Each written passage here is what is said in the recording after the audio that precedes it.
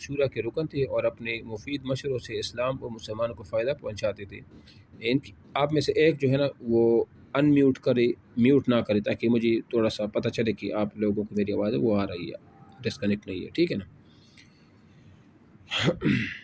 اچھا، ان کی خدمات اسلامی اور سبقت فی الاسلام کی بنا پر حضرت عمر نے وفات کے وقت ان 6 آدمیوں میں جنہیں آپ نے اپنے بعد خلافت کے لیے نامزد کیا تھا، آپ کا نامزد کیا تھا، ایک نام آپ کا بھی تھا۔ دیکھو وہ 6 صحابہ کون تھے، میں بتاتا ہوں۔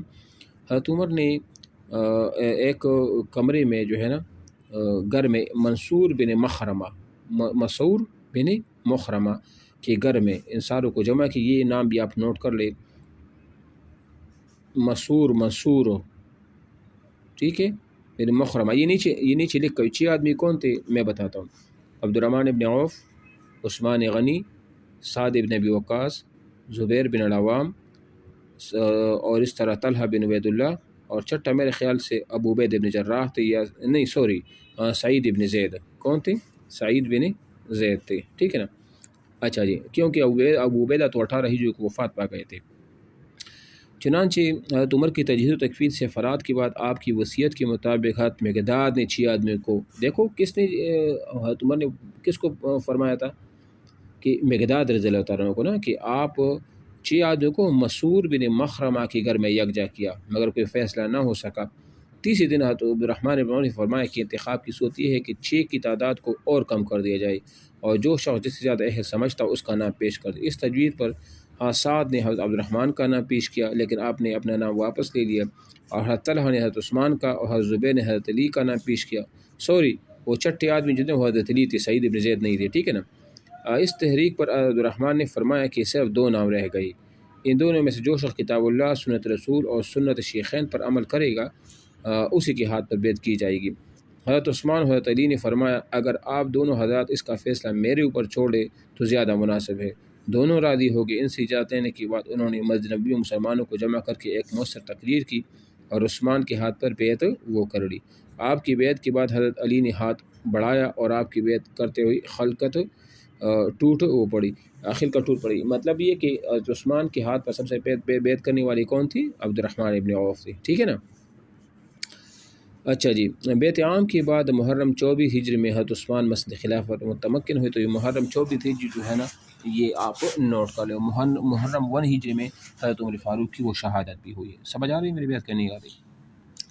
ابتدا میں کچھ دن تک حضرت عثمان نے فاروقی نظام میں کوئی تغیر و تبدل نہ کیا، صرف مغیرہ بن شعبہ کو حضرت عمر کی وصیت کے مطابق کوفہ کی ولایت سے معزول کر کے اس کی جگہ سعد بن ابی وقاص کو مقرر کیا، اور تمام عہدیداران حکومت اور افسران فوج کے نام فرامین جاری کی، جن میں عمال کو رعایا، پردے کی ہدایت، جلب زر کی ممانعت، مسلمان اور ذمیوں کے حقوق کی حفاظت، افسران فوج کی فوجی نظام کی پابندی، تحصیلداروں کو واجبی محاصل سے زیادہ وصول کی ممانعت، امانت داری، یتیموں اور ذمیوں کی مال میں انصاف اور دیانت کی تاکید کی تھی۔ ان ہدایتوں کے علاوہ وہ عوام کے لیے بھی اس فرمان میں مفید ہدایات وہ دی۔ پہلا مقدمہ، اچھا یہ بھی ذہن میں رکھ لینا کہ حضرت عثمان غنی کی خلافت کا میں جو پہلا مقدمہ پیش ہوا تھا نا وہ یہ تھا، ٹھیک ہے نا۔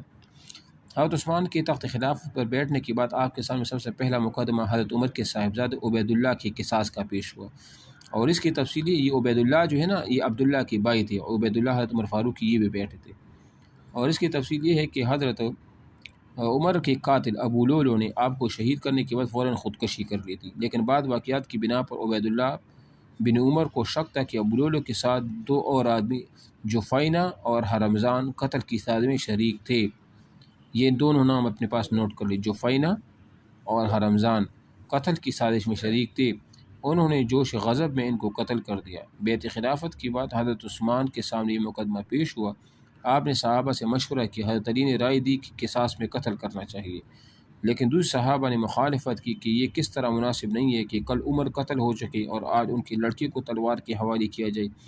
اس اختلاف رائے پر آپ نے قصاص کی سزا کو دیت سے بدل دیا اور اپنی جیب خاص سے وہ دیت وہ ادا کر دی۔ بات سمجھ آ گئی؟ یہ حضرت عثمان غنی کی خلافت کا پہلا مقدمہ، یہ عبید اللہ ابن عمر، یہ بھی حضرت عمر کے بیٹے جس طرح عبداللہ ابن عمر تھے، تو یہ معاملہ پیش کیا گیا اور دیت دے دی اپنی جیب سے، اور قصاص جو ہے نا وہ نہیں لیا گیا۔ بات سمجھ آ گئی آپ کو؟ اچھا جی، اسکندریہ کی،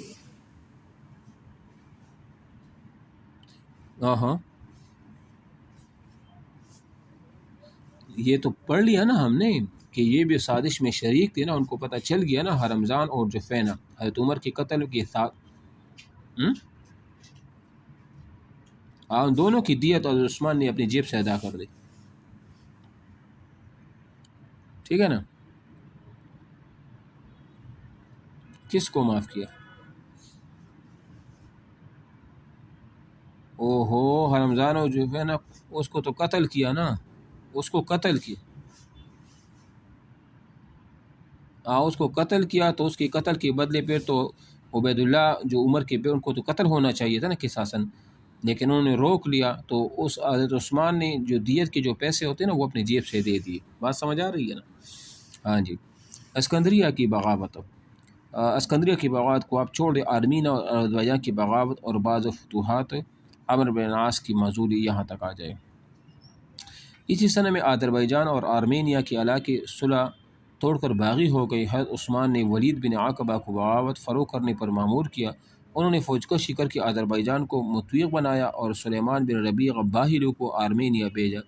اب یہ برسر پیکار تھے کہ معلوم ہوا کہ ایشیائی کوچک میں رومیوں نے بہت بڑا لشکر جمع کیا ہے، یہ اطلاع پا کر ادھر بڑھ گئی اور راستے میں کئی قلعے فتح کی۔ دوسری طرف حبیب بن مسلمہ نے قالقی کا محاصرہ کیا، یہاں کے باشندوں نے اطاعت قبول کر لی، کچھ تو جزیہ دے کر یہیں رہ کر اور کچھ جلاوطن ہو گئی۔ اسی دوران میں ایشیائی کوچک کی بطریق اعظم نے اسی 80,000 فوجی حبیب کے مقابلہ کے لیے بھیجے، حبیب نے انہیں شکست دی کر ہر طرف فوجیں پھیلا دی اور بہت سے علاقوں کو مطویق اور ایران اور گلستان کے بعد علاقوں کو فتح کیا۔ اسی سنہ میں امیر معاویہ نے ایشیائی کوچک پر فوج کشی کی اور بھروسہ تک بڑھتی چلی گئی اور انطاکیہ اور طرطوس کے درمیان جس قدر قلعے تھے سب میں اسلامی نوآبادیاں قائم کر دی۔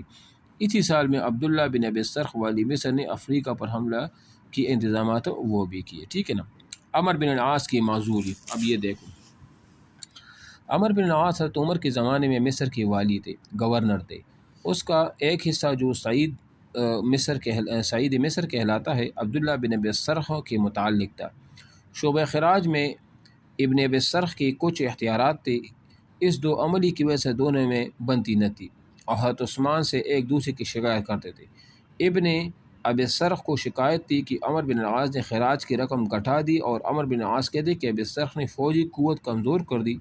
مصر کی خراج کی کمی کی شکایت کی جو حضرت عمر کے زمانے سے چلی آ رہی تھی۔ حضرت عثمان نے عمر بن العاص سے اس میں اضافہ کا مطالبہ کیا، انہوں نے صاف جواب دے دیا کہ اونٹنی اس سے زیادہ دودھ نہیں دے سکتی، اس سے حضرت عثمان نے ان کو معزول کر کے ابن ابی السرخ کو پوری صوبے کا والی بنا دیا۔ انہوں نے خراج کی آمدنی میں کافی اضافہ کیا۔ حضرت عثمان نے عمر بن العاص سے کہا، دیکھو اونٹنی دودھ دیا، عمر بن العاص نے جواب دیا لیکن بچے بھوکے رہ گئے۔ بچے کیا مطلب تھا؟ یعنی کہ وہ ادھر کے غریب لوگوں پر بھی وہ مال خرچ کرتا تھا، ٹھیک ہے نا۔ ہاں جی۔